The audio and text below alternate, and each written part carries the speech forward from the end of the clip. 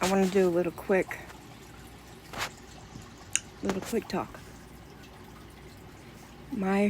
Two of my very good friends are fighting on two ends of one battle. My friend Carrie, her mom's in a diabetic coma tonight, and it don't look good. She's ready to let her go. And it's so hard to lose someone you're close to. Even more when it's a parent. And there's a rift. But she's doing good. Carrie's holding up. All my prayers go out to her and her family right now. My other friend is fighting on the other end of a similar battle. My friend Ann's doing well right now. She's gained 2 pounds. But the fact remains she still has terminal cancer. And it's not an easy one to beat. It's stage 4, pancreatic cancer.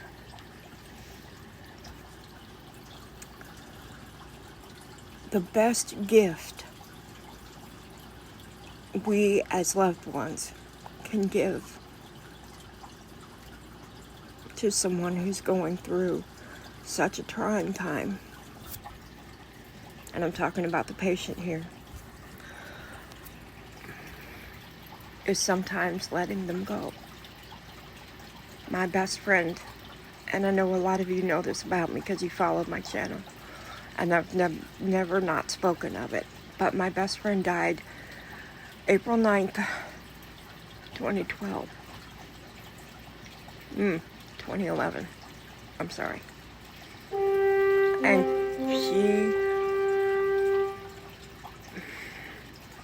she was in a coma for a little while. She had a blood clot in her lung that moved, that we didn't know about.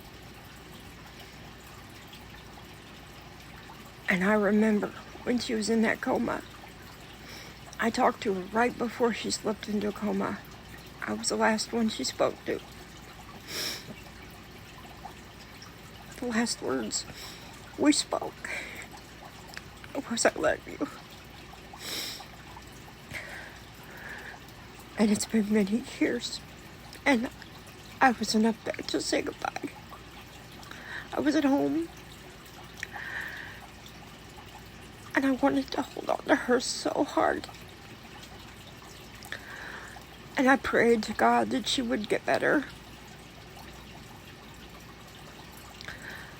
But sometimes God answers your prayer by not doing so. You see, my best friend Danny was a go-getter, and she took care of everybody. That's just who she was. She was translating for her brother, who's deaf, by the time she was 5 years old. She was a caregiver. She took care of everybody, whether you needed it or not. And did we have our problems? Yeah. I've talked about that. But I loved her with all my heart. She's my sister. I found out later that the brain damage would have been so severe that she would not have been able to live independently at all. She would have been severely disabled because of the brain damage done to her. She wouldn't have been able to handle that. I'm honest with you folks. That would have destroyed her soul.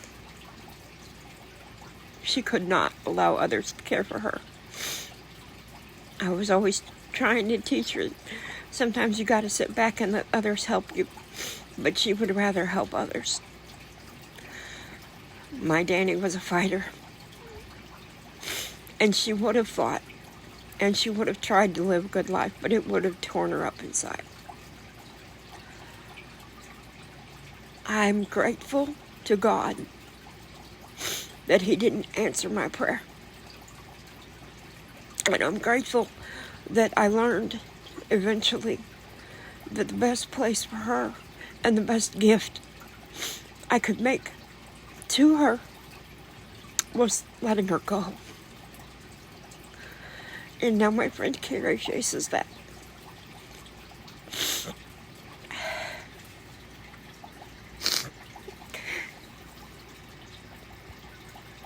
It's so hard to learn that lesson. When you see someone like my friend Anne fighting and living her best life, she's more active than I am. And that's saying something. She's decorated for Christmas already. She made pies for Thanksgiving. She even moved bedrooms in her house. Bed and all. But when the time comes, I'll have to let her go too. And that's hard. But I want you all to know that sometimes it's okay to feel like you're relieved because someone didn't make it.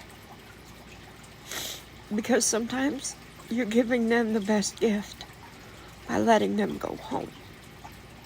This is not home. This is a classroom where our soul is sent to live life and learn lessons.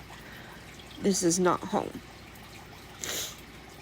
So don't be ashamed when you lose somebody. If you cry, cry. I'm never gonna not cry over my friend. I lost my grandparents not long after. And it was harder to lose Danny. Thank you, sweetheart. It was harder to lose Danny because she had not lived a full life. But yet my grandparents were in their late 80s when they died. A full life.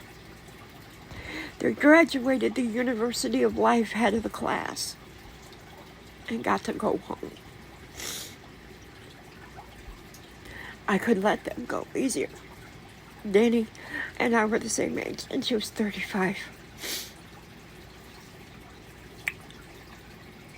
But sometimes, selfishly, we want to hold them so close, but we can't.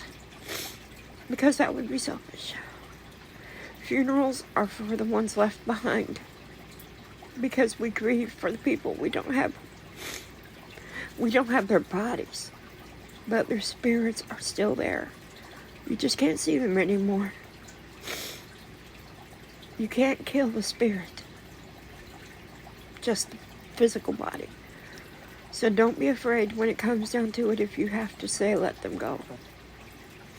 Because sometimes that's the best gift you're ever going to give that person. And they know. They know.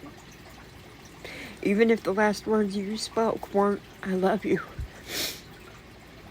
They know. Because they can see in your heart. Because there's nothing blocking the way of love anymore. Bye, guys.